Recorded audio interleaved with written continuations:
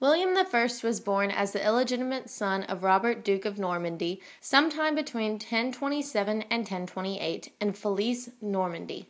His mother was Hervela. The actual date of his birth is unknown. When he was only 7 years old, his father, the Duke of Normandy, passed and he was left to be the Duke. Due to the fact that his parents were not married at the time that he was born and his youth, it was very difficult to control Normandy.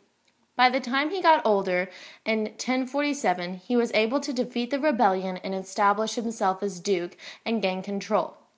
Around 1053, William married a distant relative, Matilda, the daughter of Baldwin V. She bore him 4 sons and 4 daughters.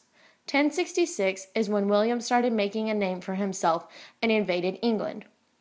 He began a march towards the city of Hastings. On October 14, 1066, the Battle of Hastings began in Senlac Hill. After he won the Battle of Hastings, he wanted to gain treasury of England, which he took in 1066 as well. On top of being the Duke of Normandy, he was the first Norman king of England, reigning from 1066 until his death.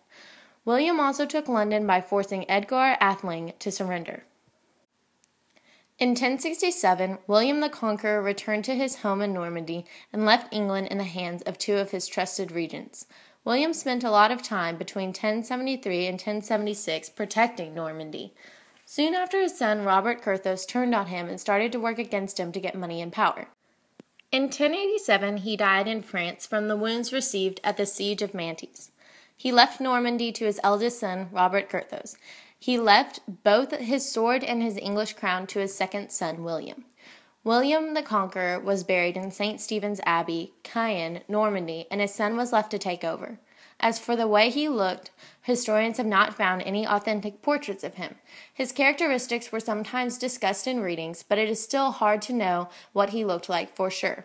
Also, judging by his femur bone, the only one of his bones that survived, they can tell he was about 5'10", which was considered very tall at the time.